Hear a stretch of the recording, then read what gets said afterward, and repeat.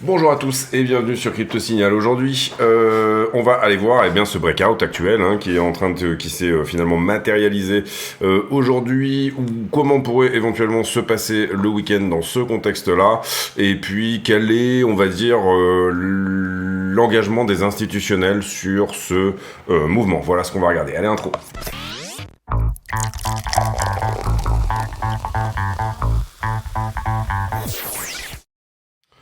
Alors déjà une information importante, c'est que vous le voyez, on est passé au-dessus de ces clôtures-là weekly. Donc on a réussi à s'installer de manière un petit peu plus longue, sauf bien sûr si ce week-end on réintègre en dessous tout simplement des 42,5. Donc si jamais on venait à faire une assez forte correction, on a quand même réussi à passer au-delà de ces clôtures weekly-là. Ça ne veut pas dire que le niveau est nécessairement hard closé, qu'il est totalement fermé, mais en tout cas c'est plutôt encourageant pour la suite. Hier on était nous dans un scénario on va dire plutôt de short mais intraday sans insulter la structure, hein, c'était un peu ça l'idée.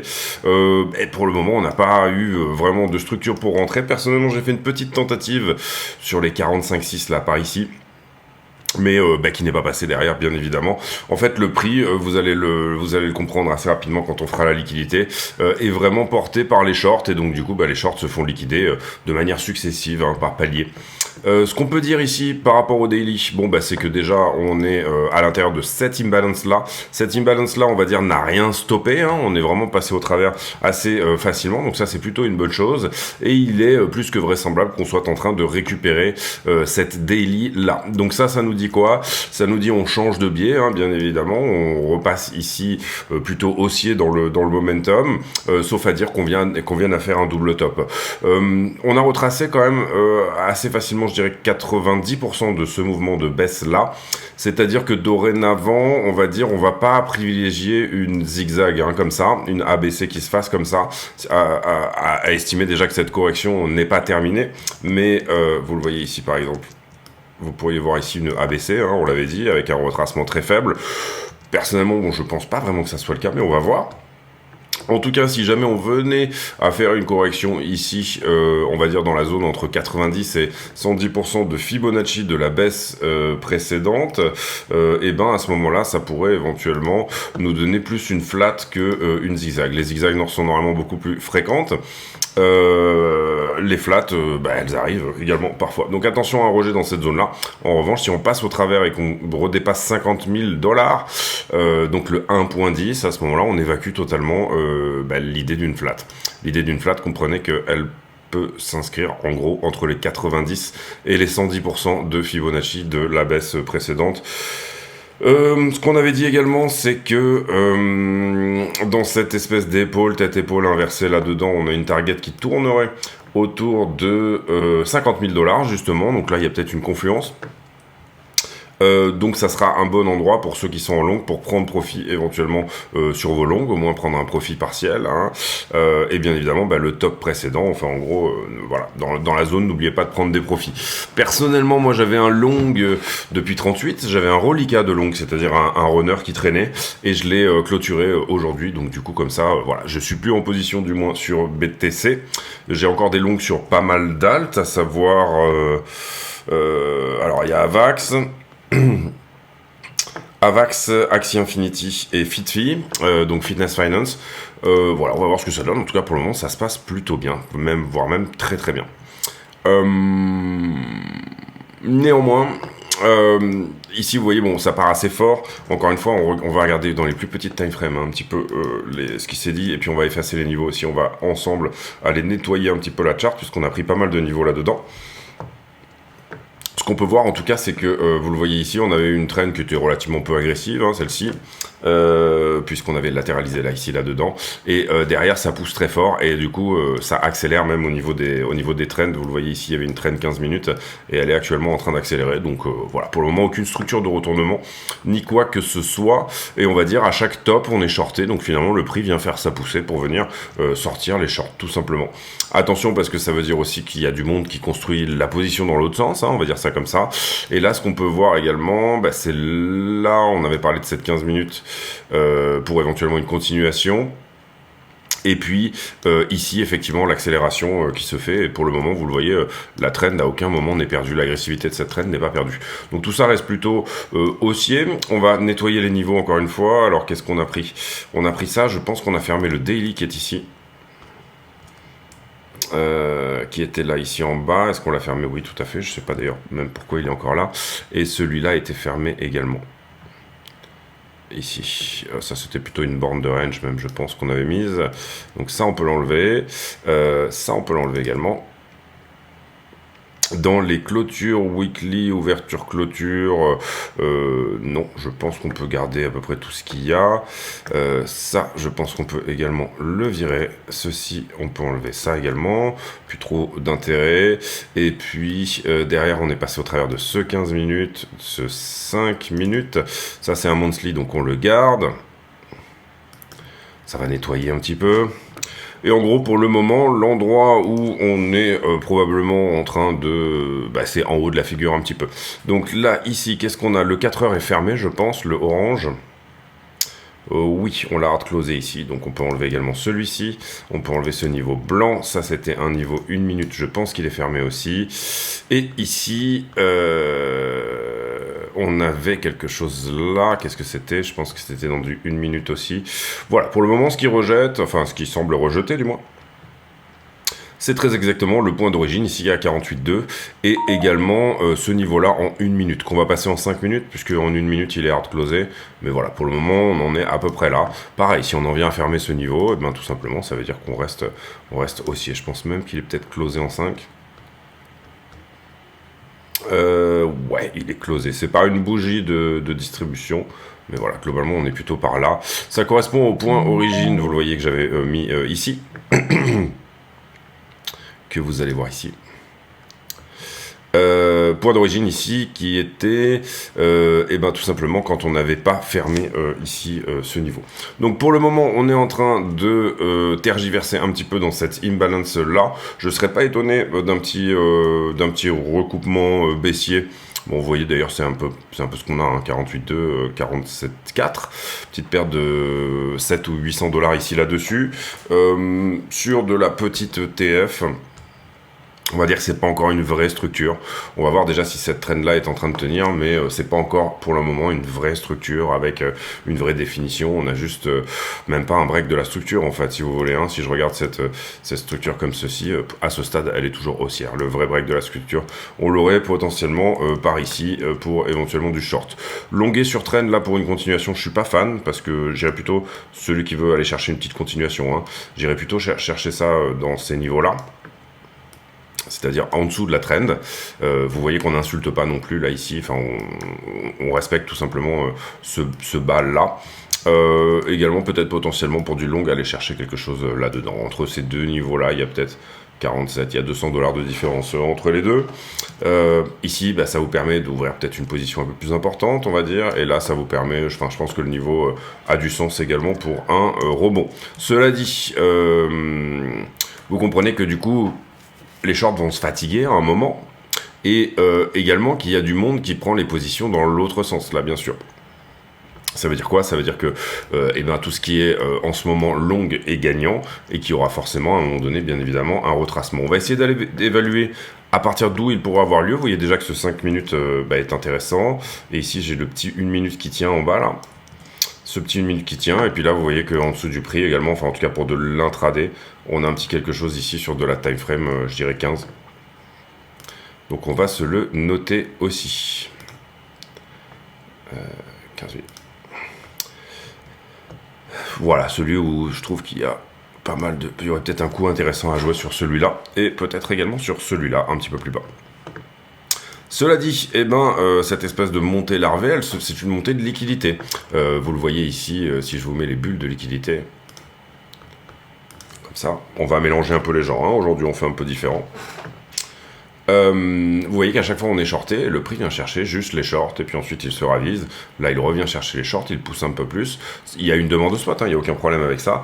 Mais petit à petit, vous comprenez qu'on accumule du stop longueur sur cette structure-là. Donc je dirais qu'entre guillemets, intraday, aller chercher du long là-dedans, Là, il y a un peu de vol, c'est ça qui est intéressant, c'est-à-dire que ça peut vous permettre en fait juste, simplement, encore une fois on reste sur de l'intraday, et bien de revenir prendre ce top là. Et vous comprenez que là vous avez quelque chose comme 500 $, c'est pas mal hein, pour du petit trade, qui se fait dans la journée, entre guillemets, c'est plutôt pas mal. Derrière, Ether contre Bitcoin, bah, il est un petit peu à la souffrance parce que Bitcoin a bien poussé. Pour le coup, vous voyez qu'on a fait notre break de structure là, donc attention à ça. Est-ce qu'il va rebondir là sur sa trend? Ether est à combien? 2500 $ à peu près. Bon bah en termes de pourcentage, Bitcoin a poussé plus que lui. Ce qu'il faudrait pas sur Ether, c'est tout simplement faire une continuation baissière et venir prendre ce plus bas là entre guillemets. On veut tenir cette trend si on veut que Ether tout simplement surperforme BTC à ce stade. En tout cas sur la zone, rien d'inquiétant. Vous voyez qu'on est dans cette toute petite console là. On avait une petite bougie bleue là-dedans. Donc ça pourrait être une zone déjà où éventuellement sur trend il pourrait se reprendre un petit peu. Ensuite quand je regarde Ether contre le dollar, et ben pour le coup on a clôturé le 15 minutes, d'ailleurs je sais même pas ce qu'il fait là, il est encore là depuis un moment, et on arrive dans le haut de la structure. Cette imbalance là est couverte, on a cassé ici la trend qui était celle-ci, je sais plus quand est-ce que j'ai fait la vidéo hier, et globalement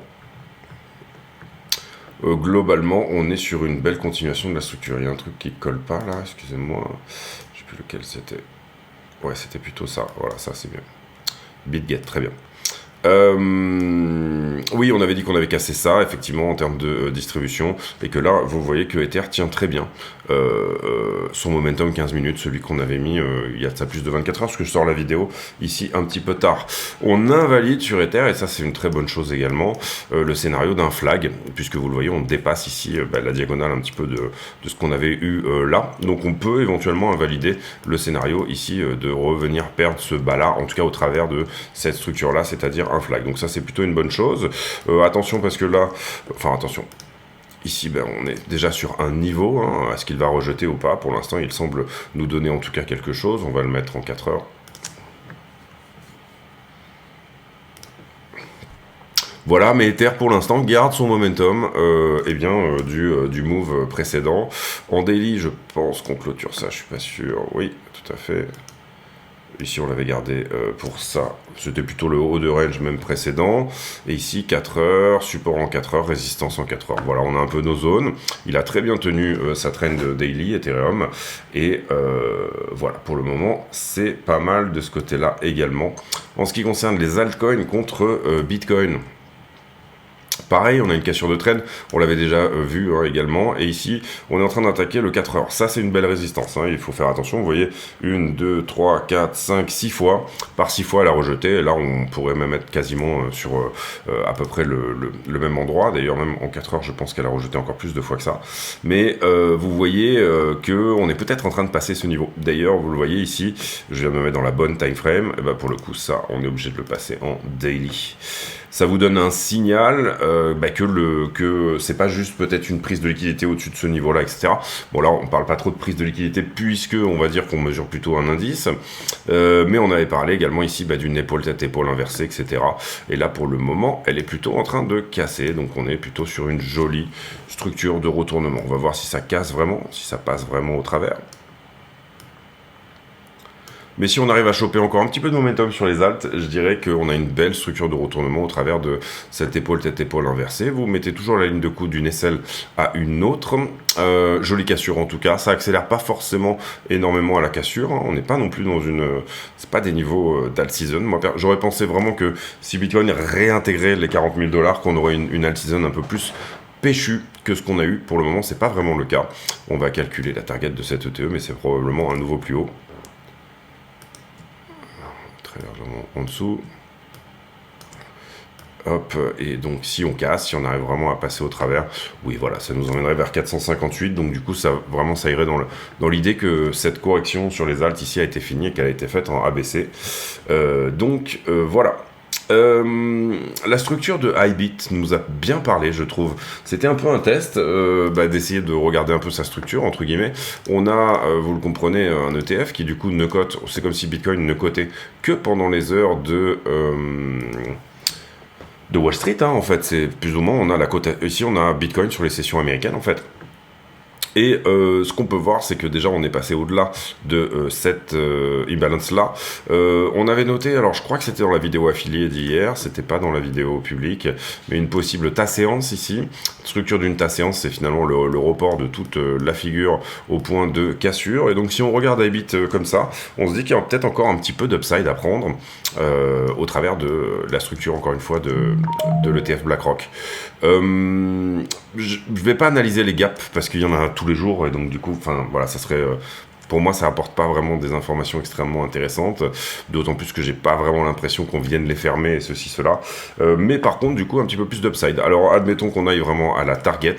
Du coup, ça nous amènerait quelque part autour des niveaux du 11 janvier à 16h. Et ce que j'avais montré, c'est qu'en fait, on est à peu près dans ces niveaux-là déjà. C'est-à-dire que à dominance égale, on est déjà autour des 48. Si on regarde le 11 janvier à 16h, donc il y a eu des changements dans la dominance.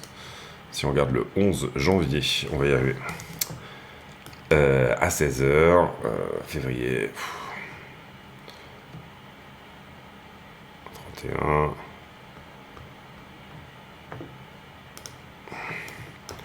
Excusez-moi, hein, mais c'est pour avoir voilà, l'information, mais il me semble que c'est déjà autour des 48 000 $. On a dit 11 janvier à 16h.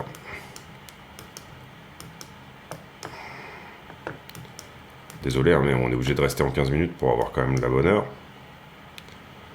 12 janvier. 12 janvier. Désolé, ça prend un petit peu de temps. 11 janvier, 16h. Eh bien, on était à 48,5. Donc vous voyez qu'il y a eu des modifications dans la dominance. Donc du coup, IBIT. Donc ça nous dit peut-être au-delà, de toute façon, de ce point-là, entre guillemets. Je serais pas étonné vraiment qu'on revienne prendre le top du coup pour le coup. Étant donné qu'on réintègre la daily, on a quand même tout ce joli momentum à la hausse. J'en ai reparlé bien sûr en début de semaine, mais je m'attends à... Enfin, il y a un bon fond en ce moment, je trouve, avec les inflows ETF qui sont quand même pas mauvais.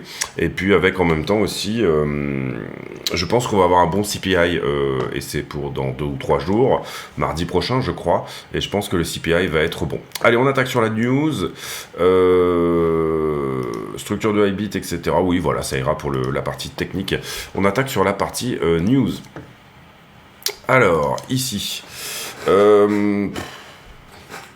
des poursuites qui auraient été étendues par rapport à Digital Currency Group, hein, c'est ceux qui possèdent Grayscale. Donc du coup pas très bon pour l'ETF bien sûr de Grayscale.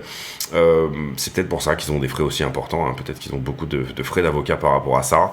Le Denkun, donc la mise à jour sur Ethereum qui est annoncée pour le 13 mars prochain. L'interview que moi j'ai regardé dans sa totalité vraiment de Tucker Carlson et Vladimir Poutine, bien sûr. Alors, en tout cas, il y a beaucoup d'évocations de l'histoire. En tout cas, ce qu'on peut dire, c'est que il paraît en bonne forme, au moins au niveau cognitif, par rapport à Biden, qui est quand même un petit peu, qui a plus la lumière dans toutes les pièces, hein, si on peut dire ça comme ça. Donc du coup, voilà, au moins on va dire qu'il a ça de son côté. Ça, on en a parlé. Donc encore une fois, la mise à jour Denkun, qui va être normalement plutôt bénéfique pour les L2, hein, Ethereum. C'est pour ça qu'il performe plutôt pas mal en ce moment pour les Layer 2. Pas grand chose ici sur le Wall Street Journal, on passe. Les traders institutionnels qui n'aiment plus les crypto-monnaies. Oui, enfin en tout cas, depuis l'ETF, on voit un désengagement. Cet article est sorti aujourd'hui à 16h. Il y a eu quand même dans les dernières 24 heures un gros retour, j'ai regardé ça tout à l'heure, un gros retour sur le CME. Hein. Vous voyez, hier on était à 110 au niveau de l'open interest en nombre de BTC, et là vous voyez qu'on prend 10%, ne serait-ce que sur les dernières 24 heures. Donc il y a eu gros retour quand même sur, depuis qu'on a fait ce breakout finalement, sur le CME de la part tout simplement des traders. On était où? On était par ici je pense. Les ETF qui ont fait une très belle journée aujourd'hui aussi, donc beaucoup d'inflow sur les ETF. Je vous ai expliqué de toute façon déjà les mécanismes, donc on va pas refaire ici, mais ça se vend plutôt OTC en fait. Ici, ça on va passer. à peu près 200 000 BTC finalement sur les ETF actuellement, quelque chose comme ça. Le S&P qui est sur le chemin de terminer au-dessus des 5000 pour la première fois de son histoire.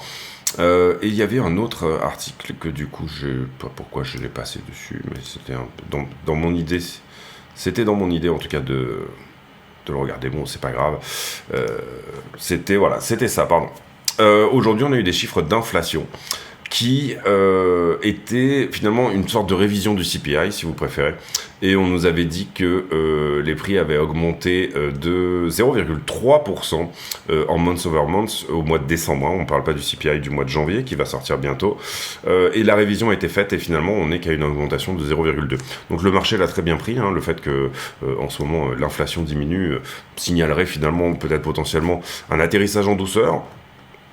Un soft landing de la part de Powell, et ici les peurs de récession qui s'évaporent, vous le voyez, dans les nouveaux forecasts du top des économistes. On va dire que tout le monde commence à croire de plus en plus dans un soft landing, c'est-à-dire un retour aux 2% d'inflation sans récession. Le CPI, ça sera pour mardi, pas grand-chose. Lundi, ce week-end, alors on va faire ici les prévisions éventuelles pour ce week-end, mais avant ça, on traite de la liquidité. J'en profite pour vous dire de mettre un like sur la vidéo si jamais le contenu vous plaît, et utiliser les liens d'affiliation. Et je rappelle que tous les bénéfices de la chaîne seront versés à Mécénat Chirurgie Cardiaque.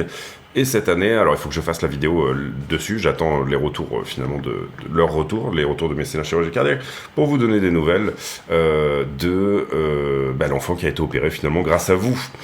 On revient ici donc sur la liquidité. On a liquidé hier 155 millions, c'est à peu près le double de ce qu'on fait sur une journée normale. La moitié sur Bitcoin, vous le voyez direct, et 100 millions en tout sur Bitcoin plus Ethereum, c'est-à-dire les 2/3, c'est-à-dire une proportion assez forte. Excusez-moi, je me repose une seconde. Donc plutôt une proportion très forte sur les grosses caps. Ici, finalement, on a traversé ces ordres ici à la vente, mais je pense qu'on avait déjà fait la vidéo, c'était ça, 7, oui, on avait déjà fait la vidéo d'hier. Et puis derrière, le prix vient manger petit à petit des ordres de vente. On voit pas énormément d'ordres se faxer, il y en a un petit peu quand même, se faxer sur la montée ici, c'est-à-dire ça vous donne des informations bien sûr sur le sentiment du moment. Petit mur de vente là ici, mais c'est pas non plus méchant.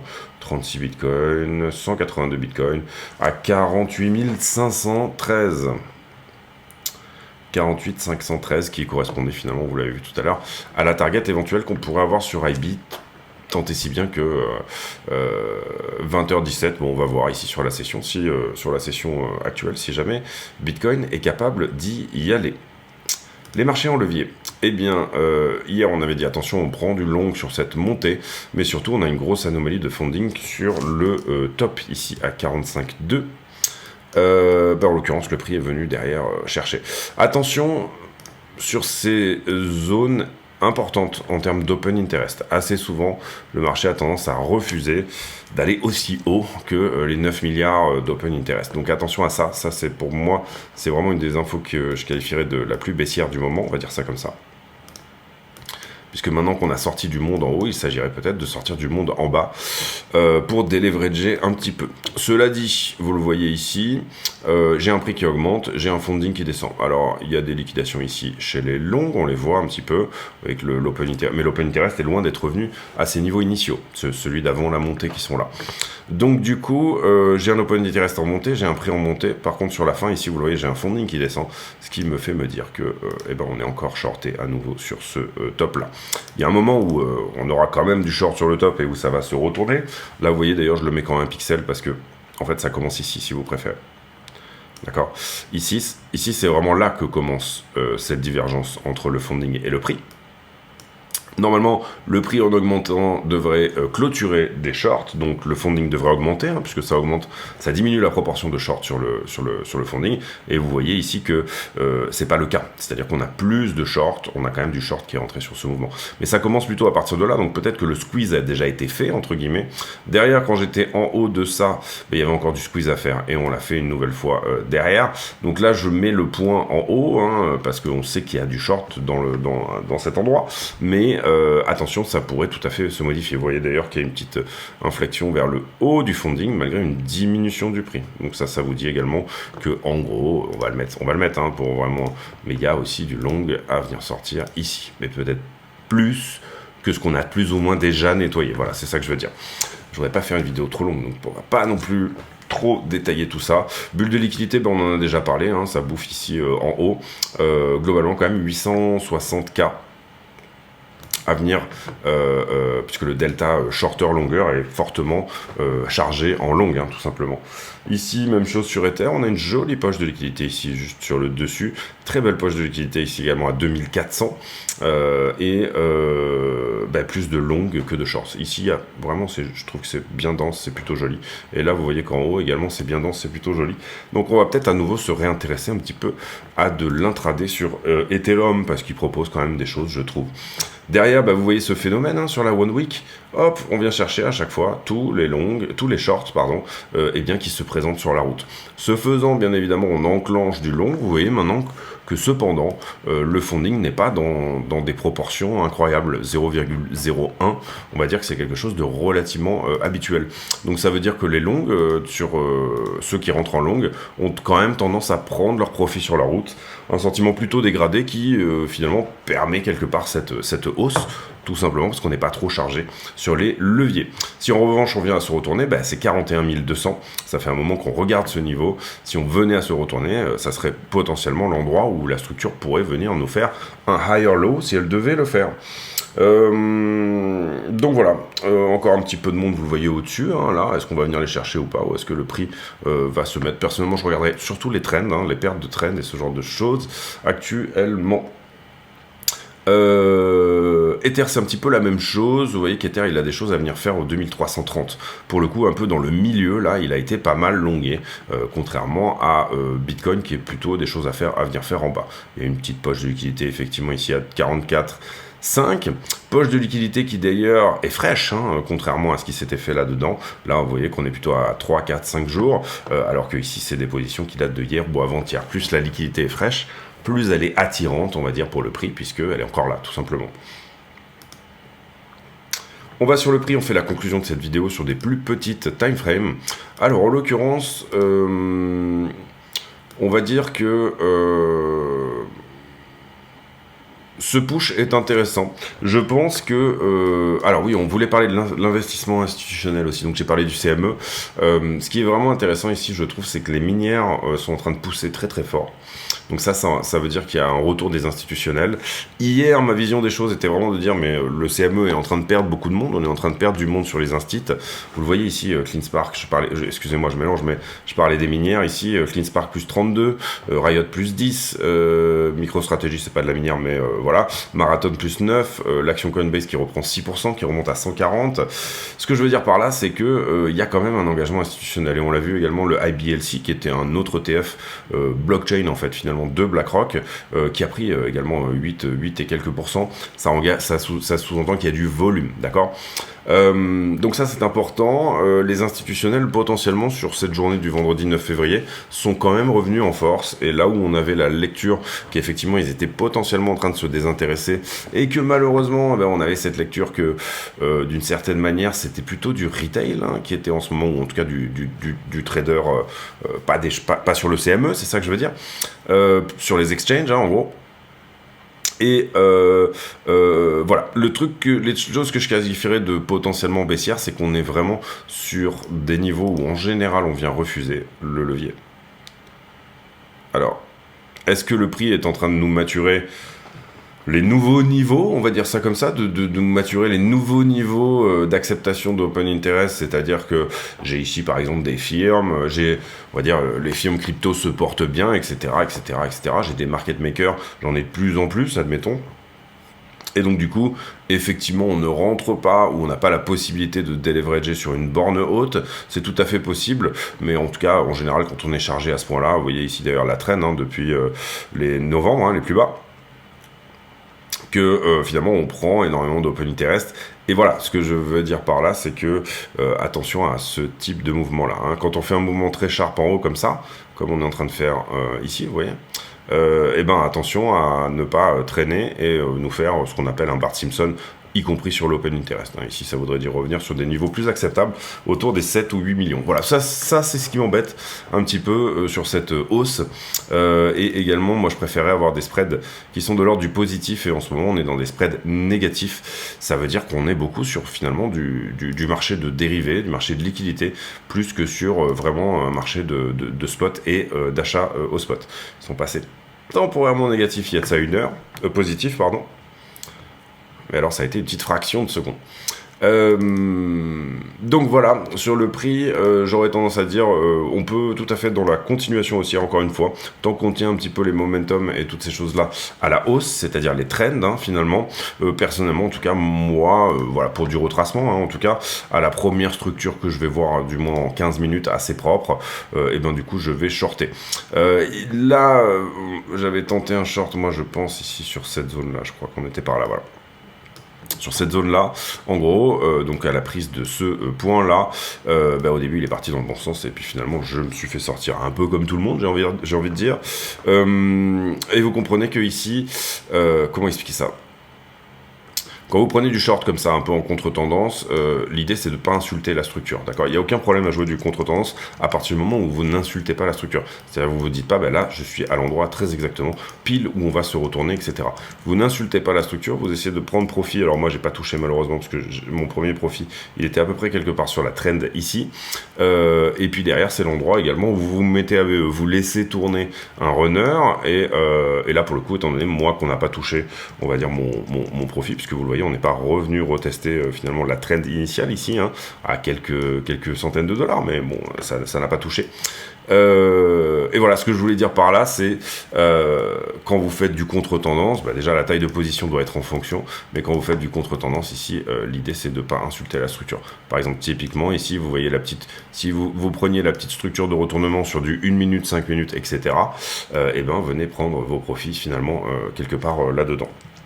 Donc là, à voir, personnellement, je trouve que tout ça est très haussier, le momentum est très joli. Ce qu'on va essayer d'évaluer maintenant, c'est qu'est-ce que pourrait nous donner le week-end. Souvent, les week-ends, on a des latéralisations, hein, en ce moment. Il y a eu des week-ends de breakout, mais on a plutôt des latéralisations, je dirais, en ce moment. En tout cas, voilà, on surveillera bien cette trend pour moi. On surveillera bien également celle-ci. Casser celle-ci et casser celle-là, c'est revenir ici. D'accord, c'est-à-dire globalement autour des 44. Je vois pas grand-chose de baissier, hein, sincèrement quand même, encore une fois. Pour jouer du short, on reste sans insulter la structure, entre guillemets, hein, c'est-à-dire vraiment venir jouer du short là-dedans. Oui, ça a bien poussé. Moi, j'aime bien quand ça pousse comme ça, justement, tenter des petites structures, des petits shorts en laissant effectivement du runner aller chercher un peu plus bas. Maintenant, cela dit, si ça repousse, là, finalement, vous aurez votre double top. Si on est sur une flat, donc pour essayer d'anticiper un petit peu la suite, hein. Donc soit c'est une cassure, soit c'est une flat. Bon là on a quand même le TE qui nous parle plutôt des 50 000, et potentiellement je pense que si on arrive à le fait qu'on ait regagné tout simplement cette daily, je trouve que ça ouvre la porte aux 60 000, hein, sincèrement, vraiment. C'est-à-dire venir un peu gérer quelque chose dans ces zones-là. 60, ouais. Déjà 50 dans un premier temps, on va voir si on y va. Mais ça ouvre la porte, je trouve, à pas mal de choses, hein. On avait dit d'ailleurs, si jamais on réintègre la daily, on va switcher de biais. Parce qu'il peut y avoir des choses intéressantes à prendre. Donc, moralité. D'abord, si on est sur cette idée d'un double top ou d'une flat, hein, ou de quelque chose de plus important, une flat étendue, que sais-je, etc., en tout cas, on a un très beau retracement haussier, et on vient ici largement au-dessus des zones logiques d'une baie. Les zones logiques du baie, elles auraient été dans les 0,618, elles auraient été finalement dans les 0,786, je pense que c'est à peu près cette zone-là. Derrière, vous voyez qu'on vient taper le 0,90 de la baisse précédente. Ça veut dire que, historiquement, là-dedans, d'accord, j'ai plus de short de position. ok. Enfin, ça veut dire oui, ça veut dire ça. C'est exactement ça, oui. On est venu sortir les shorts de position. Et dans le même temps, vous avez un sentiment qui est assez dégradé pour que le prix s'auto-nourrisse finalement des liquidations de shorts les plus importantes. Alors, il y a une vraie demande au spot derrière, bien évidemment. Il y a une vraie demande sur les ETF qui, du coup, amène à ces hausses de prix là. Je pense également que le marché est en train de pricer un bon CPI, parce qu'on n'est pas les seuls ici à le voir. Je ne sais pas si les forecasts sont sortis dernièrement du CPI, justement. Oui, Core Inflation Rate, 3 février. Qu'est-ce que c'est que ça? 13 février, oui, j'ai mal lu. Donc c'est bon, c'est ça. Et le consensus ici nous dit 3,8. 3,8, et nous on avait... non, en rate of area, pardon, 3 pour le headline, autant pour moi, je regardais le corps. 3 pour le headline CPI, et je crois qu'on était à 2,96, nous, sur notre prévision dernière. On va regarder ça.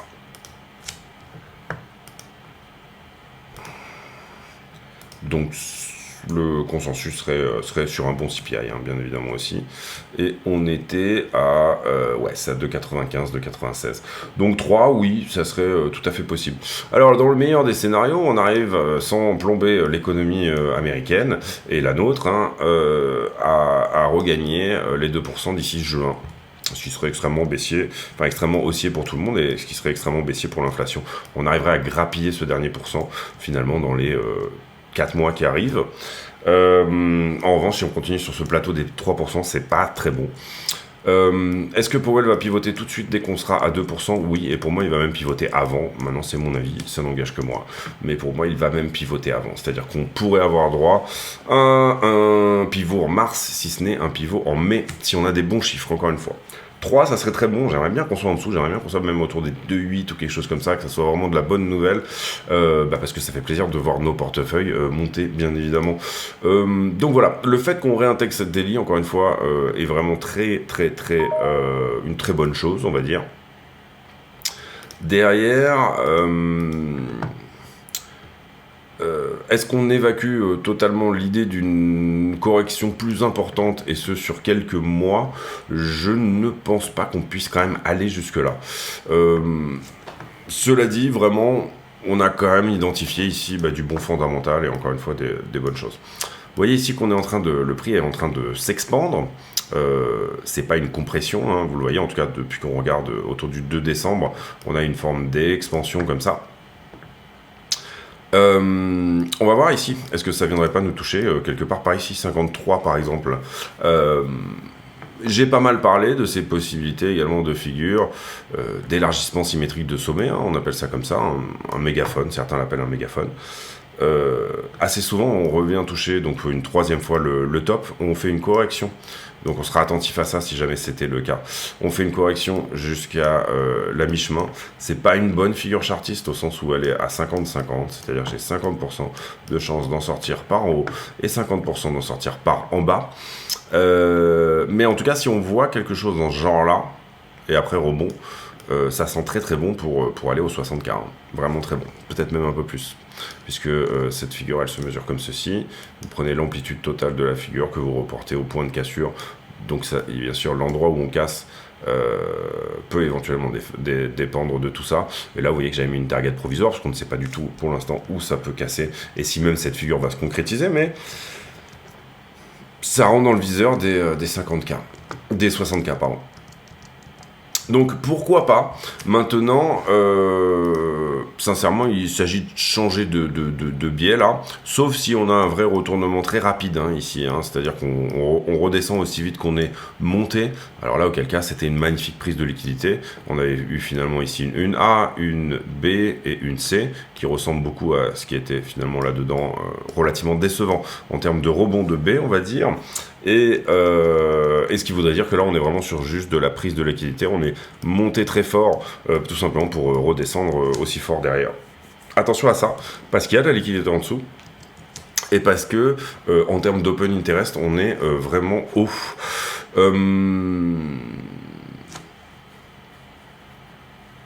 Voilà un peu l'idée. Je pense en tout cas que voilà pour cette vidéo. Ici on voit, on sort de cette compression finalement par le haut. Et encore une fois, l'idée c'est important et je pense que ça valait le coup de terminer là-dessus. Le prix étant mégaphone, donc du coup ça sous-entend un certain stress par rapport à finalement comment est Bitcoin en ce moment. Et on a, en tout cas, on peut pas se plaindre, on a de la volatilité. Donc ça c'est plutôt une bonne chose. On n'attend pas 50 ans que les choses se fassent, même si là on a eu un petit tassement de la volatilité. Et ben c'est en train de repartir assez péchu. Pour les affiliés, on fera une vidéo, je pense, sur les altcoins principalement, c'est-à-dire des opportunités de trade sur des alts actuellement. Et voilà, j'ai pour habitude en fin de vidéo de poser une question à la con, c'est-à-dire une question qui n'a rien à voir avec le prix du Bitcoin, mais qui nous permet de converser de choses et d'autres. Et en l'occurrence, la question du jour, elle sera sur... Tiens, est-ce que vous utilisez tout ce qui est chèque cadeau, ce genre de truc, pour faire des cadeaux aux gens? Est-ce que c'est quelque chose que vous pratiquez? Par exemple, je sais pas les chèques cadeaux, mais c'est les bouquins là, je sais plus, les coffrets cadeaux, ou je sais plus comment ça s'appelle, où vous pouvez choisir finalement votre cadeau là-dedans et faire soit un spa, soit un stage de drift, que sais-je, voilà. Je vous laisse là-dessus, on se retrouve demain, passez une très bonne soirée, puisqu'on a fait la vidéo un petit peu tard, et puis merci à tous.